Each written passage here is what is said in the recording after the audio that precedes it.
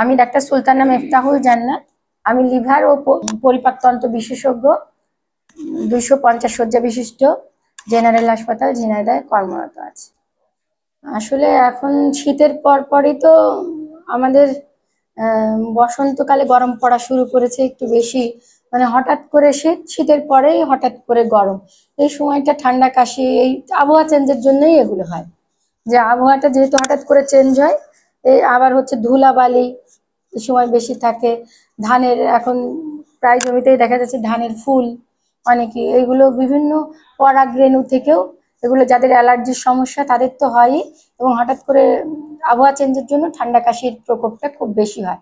এবং তোমার যে আমাদের তো এগুলো জীবাণু দিয়ে যেটা হয় সেটা হচ্ছে তোমার শীতে এক ধরনের, মানে শীতকালে এক ধরনের জীবাণু, এক এক টেম্পারেচারে এক এক ধরনের ব্যাকটেরিয়া আসলে গ্রো করে।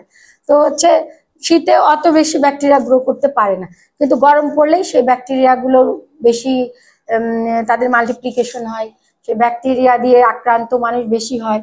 এবং ঠান্ডা কাশি দেখা যাচ্ছে আমরা যেটা ইনহেল করি, মানে শ্বাস প্রশ্বাসের মাধ্যমে দূষিত বাতাস, দূষিত পানি, এগুলো খেয়েও আমরা অনেকে অসুস্থ হয়ে যাই। এমনি যে কোনো ধরনের অসুখই বাচ্চাদের এবং শিশুদের প্রকোপটা, মানে প্রকোপ সবারই হয় হয়তো অসুখ, কিন্তু যাদের রোগ প্রতিরোধ ক্ষমতা কম, শিশু এবং বড়দের রোগ প্রতিরোধ ক্ষমতা অনেকটা কমে যায়। শিশুদের তো কম থাকে, আবার বড় হয়ে গেলে বিভিন্ন অসুখ বিসুখ এগুলোর কারণে রোগ প্রতিরোধ ক্ষমতা কমে যায়, সেজন্য তাদের প্রকোপটা অবশ্যই বেশি হয়। বর্তমানে তো খুব বেশি পরিবেশ দূষণটা হচ্ছে। এই পরিবেশ দূষণটা রোধ না করতে পারলে, পরিষ্কার পরিচ্ছন্ন না করতে পারলে, আমরা তো আর পরিবেশের বাইরে যেতে পারছি না, আমাদের যে এনভায়রনমেন্ট এটার বাইরে যেতে পারছি না। বিভিন্ন কারণে তাপমাত্রার যে চেঞ্জ হচ্ছে, বৈষয়িক যে ধরো বরফ গলে যাচ্ছে বা তাপমাত্রা বেড়ে যাচ্ছে, কার্বন ডাইঅক্সাইডের পরিমাণ বেড়ে যাচ্ছে, কার্বন মনোঅক্সাইডের পরিমাণ বেড়ে যাচ্ছে, যে সিএফসি গ্যাসগুলোর কারণেও পৃথিবীর যে একটা পরিবর্তন হয়েছে, এটার কারণেও আবহাওয়াটা চেঞ্জ হচ্ছে। আগে যেরকম ধীরে ধীরে হয়তো ঠান্ডা আসতো আবার গরম, এরকম ধীরে ধীরেই হতো, সেজন্য আমাদের অসুখ বিসুখের পরিমাণটা একটু কম হতো।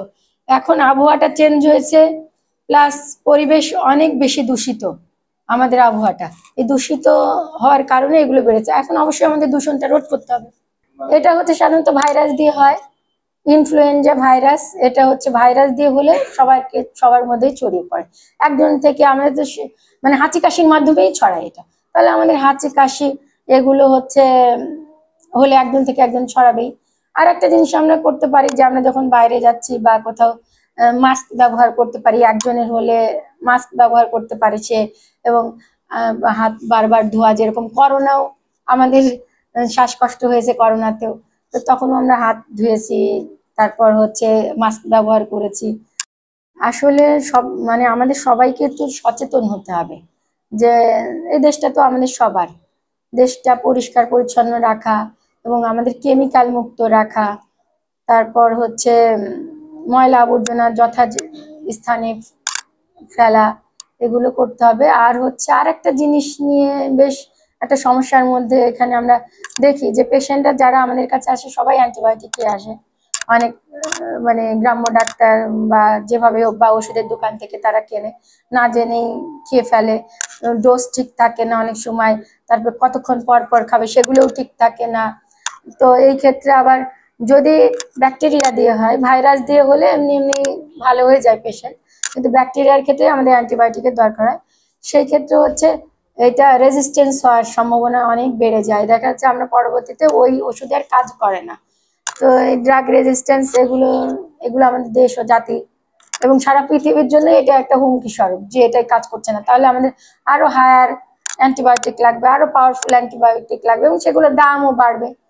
এগুলো মানুষও ক্ষতিগ্রস্ত হবে, দেশও ক্ষতিগ্রস্ত হবে, কারণ এই সমস্ত র ম্যাটেরিয়াল আমাদের দেশে দেশ নেই। এগুলো আমাদের ওষুধ কোম্পানিগুলো দেখা যাচ্ছে বিদেশ থেকে এগুলো নিয়ে এসে তৈরি করে, তো আমাদের দেশের টাকায় তো বিদেশ চলে যায়, এগুলো আমাদের আমদানি করতে হয়। মানে বাচ্চাদের যেরকম তাদের যাতে আমরা গরমটা কম লাগে, বাইরে ধুলাবালির মধ্যে একটু কম যাওয়া, বড়দের যাদের আগে থেকে বিভিন্ন অসুখ বিসুখ আছে যেরকম ডায়াবেটিস, তারপর হচ্ছে শ্বাসকষ্টের সমস্যা, এগুলো আমার বাচ্চাদেরও অনেক সময় থাকে, সেই ক্ষেত্রে আমরা একটু যদি বাসায় থাকি, বাসার পরিষ্কার পরিচ্ছন্নতা একটু বজায় রাখি বাসায় থেকে, এবং হচ্ছে বাসায় থাকলে একটু গরমটাও কম লাগতে পারে, তাদের আবহাওয়া বাইরে যেরকম গরম, ভিতরে তো অতটা গরম থাকে না, সেই ক্ষেত্রে আমরা একটু ভালো থাকার চেষ্টা করতে পারি এইগুলো। তাছাড়া এমনি সামগ্রিকভাবে আসলে আমাদের পরিবেশের দূষণই এর জন্য বেশি দায়ী।